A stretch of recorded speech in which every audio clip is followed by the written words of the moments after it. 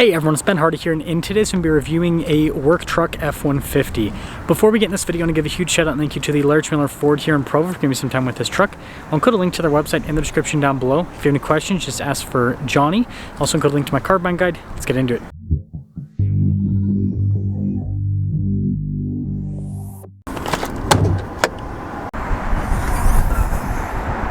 Under the hood, we have a turbo 2.7 liter V6 that goes through a 10-speed. Fuel economy is 19 around town and then 25 on the highway, with power outputs being 325 horsepower and then 400 pound-feet of torque.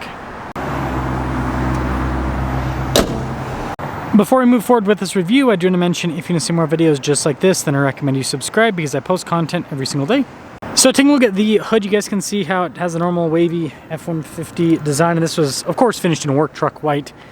Down below, still get the fancy kind of like little turn signal indicators.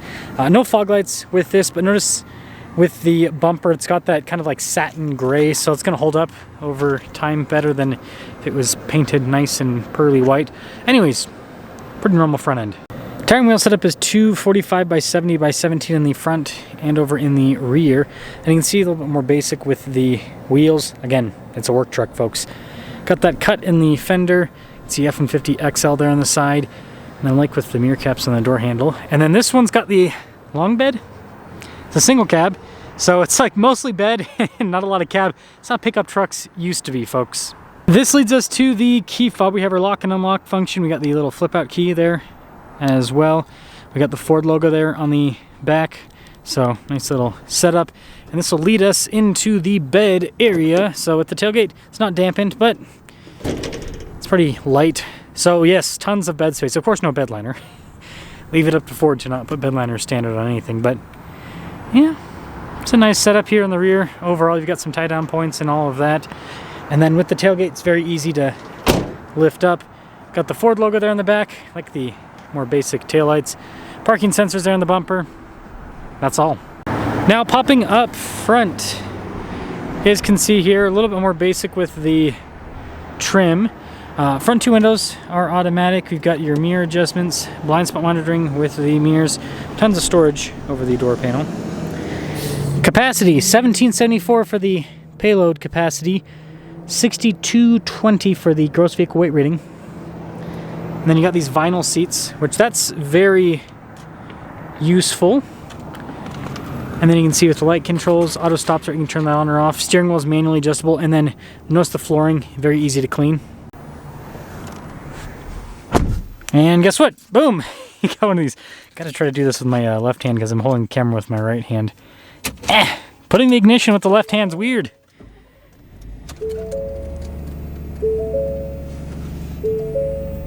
So taking a look at the steering wheel, we've got nice kind of like softish touch all around. Practical stuff. So we've got our cruise control, volume, voice command controls. Got some controls for the center stack. On top of that, turn signal, windshield wiper stalk, and then we've got a good old-fashioned column shifter. Notice you got your manual mode, plus and minus. You can shift the gears yourself, so good setup overall with that. Digital gauge cluster here in the center, which you can display different bits of information. Fuel economy might be what most people would want to see, but overall it's pretty darn customizable. And even though the space still have the drive modes that you can go through, so I think it's cool they give you the drive mode select. Good resolution for the backup camera. Trajectory lines turn with the steering wheel, and it's on the large screen, which, yeah, this also has a really big screen, so it means that you get a big viewpoint overall. But yeah, quick response time. It's not going to have as many features as the more loaded up F-150s, but still jumbo touchscreen. Nice little coin holder, and then this is a two-wheel drive truck, so we just have the drive mode select down there. Radio controls and climate controls. Got some USB port action, more charging ports on the side. See the storage above the glove box itself, and then again more basic trim on top of the dash. Now this does have a bench seat, so you've got some cup holders on top. There's some storage underneath the seat as well. Rear glass is fixed. You've got a rear view mirror, and then nothing too crazy with the headliner, no sunroof or anything, of course. So here's a quick look at the window sticker for this F-150. $39,345 is the total MSRP. And let's see how it performs.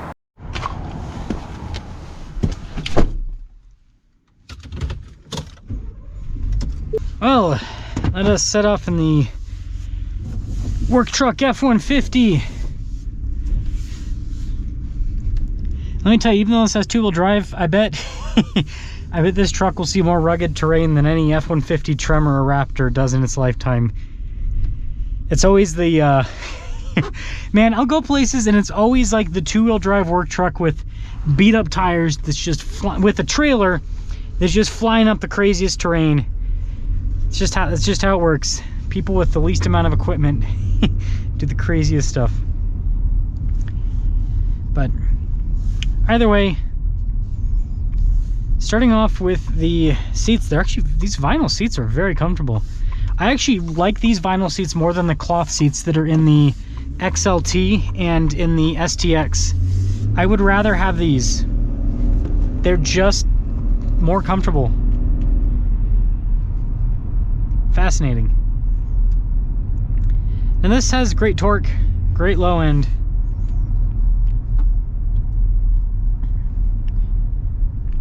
So I think they've done a good job with that.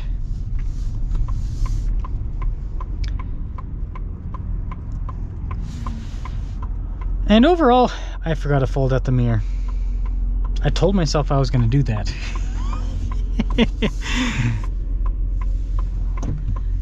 I told myself I was going to push that mirror out. Anyways. Wow, this actually feels pretty darn quick. I just drove a crew cab F-150 with this same engine, and there's a pretty big acceleration difference. So yeah, the lower weight, the lower curb weight that this has actually does impact it, but it rides pretty darn well. You know, when I think of work truck, I think of like dun dun dun dun dun dun dun down the road, right? But this, even unloaded and all that, it's comfortable. So I guess that could be a big benefit of getting a modern work truck over some of the older stuff, is ride comfort.